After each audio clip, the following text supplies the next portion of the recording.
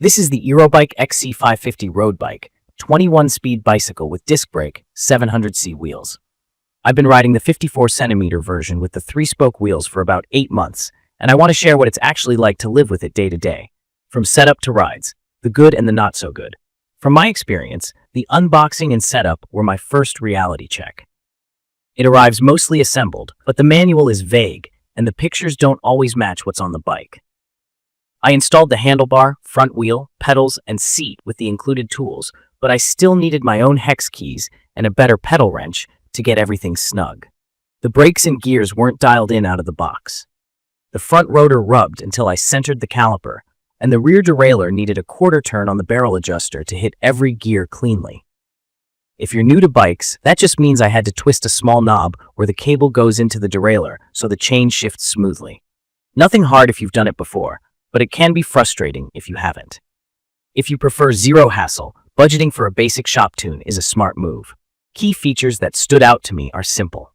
21 speeds with Shimano branded parts, dual mechanical disc brakes, 700C wheels, and a steel frame that feels sturdy. The shifters on mine are trigger style, which means you tap small levers with your thumbs and index fingers to change gears.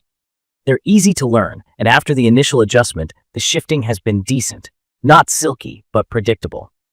The drivetrain is a triple up front and 7 gears in the back, so you get a wide range. There's a tiny front ring that helps on hills and a larger one for flat roads. In my opinion, that low gear is the hero here because this bike is heavy. Mine weighed a bit over 40 pounds with pedals, kickstand, and reflectors. Once you get moving, it rolls fine, but you feel that weight on climbs and during quick accelerations. The 3-spoke wheels look bold and get compliments, but they add mass. They also catch crosswinds more than normal spoked wheels. If you live in a windy area or you're sensitive to a push from the side, the regular spoke option is the smarter pick. If style is a big deal, you'll love the look. I'll be honest, I bought this version for the looks, then learned to live with the trade-offs. On the road, this bike rides best on smooth pavement. The geometry is sporty, the position is slightly leaned forward, and it feels stable.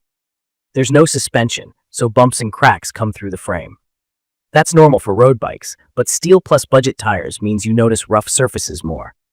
I swapped the stock tires for a slightly wider, puncture-resistant pair and added thicker bar tape. That small change improved comfort a lot, especially on longer rides.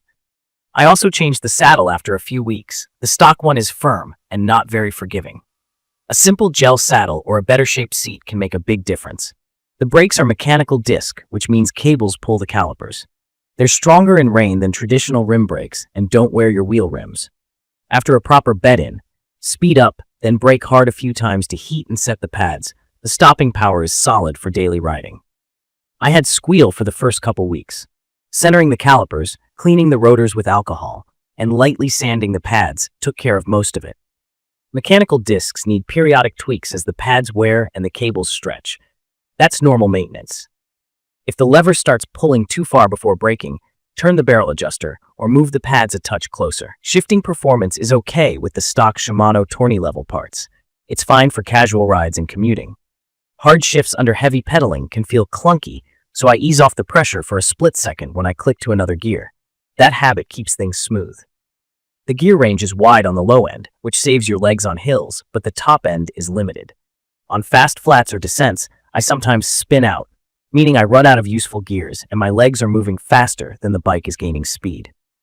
If you want to hit high speeds regularly, you'll notice this ceiling. Build quality on my unit has been mixed. The frame welds look clean and the paint is sharp, but the paint chips easily around the chainstay and dropouts. I've had a small spot of surface rust on a bolt after a rainy ride. A quick wipe down and a bit of rust inhibitor handled it, but it's something to watch. The wheels needed a light true after a month, which is normal on budget bikes as spokes settle. I re-greased the seat post and checked all bolts for torque after the first few rides. That's become part of my routine. Quick inspections, a little lube on the chain, and occasional cable adjustments. With that, the bike has held up fine and nothing has failed on me. As for fit, I'm 5'10", and the 54cm frame suits me with the seat post in a reasonable range. If you're shorter, the 49cm might be better. The drop handlebar is nice because you get multiple hand positions. My hands went numb with the stock tape on longer rides, so upgrading to softer tape and wearing padded gloves helped. Small tweaks like lever angle and bar rotation also add comfort. Weight is the biggest limitation. You can ride around it, but you can't ignore it. On steep hills, I shift early, spin the pedals at a higher cadence, and take my time. On flat routes, it's easy to cruise once you're up to speed. It's perfect for someone who wants a solid, good-looking road bike for fitness rides, errands, or commuting a few times a week, especially if you're not chasing personal records. If you plan to climb a lot or ride long distances at a fast pace, you'll want something lighter down the road. I made a few upgrades that had the most impact per dollar: better tires, thicker bar tape, a more comfortable saddle, and metal pedals with more grip. Later, I replaced the stock brake cables and housing with a higher quality set. The brakes felt firmer and needed fewer adjustments after that. None of these are must-do items on day one, but each step improved ride feel.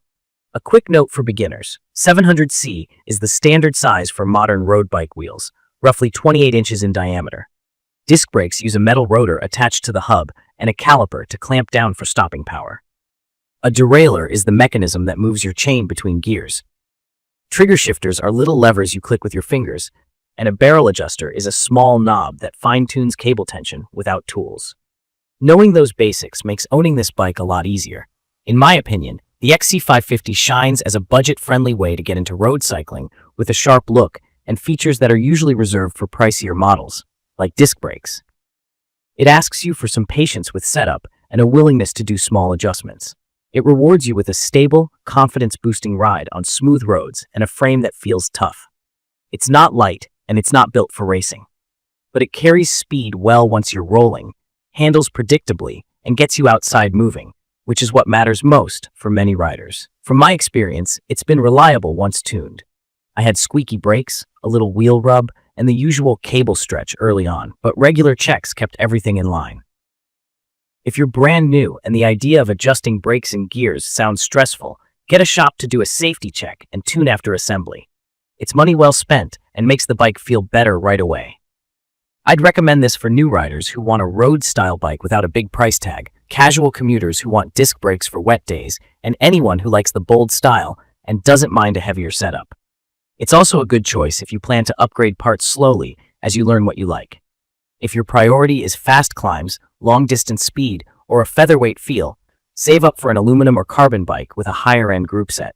In conclusion, the EUROBIKE XC550 delivers solid value with some clear trade-offs. Key features like Shimano 21-speed triggers, dual disc brakes, and 700C wheels make it approachable and practical. The steel frame is sturdy, the look is striking, and the ride is steady on clean pavement. The weight is real, the stock contact points could be more comfortable, and setup can be fiddly. If those points fit your expectations, it's a fun starting point that gets the job done and keeps you riding. If not, it's a reminder that sometimes the best upgrade is choosing a lighter platform from the start. If you found this video helpful, please subscribe to the channel and drop your questions or your own experience with the XC550 in the comments. Thank you for watching.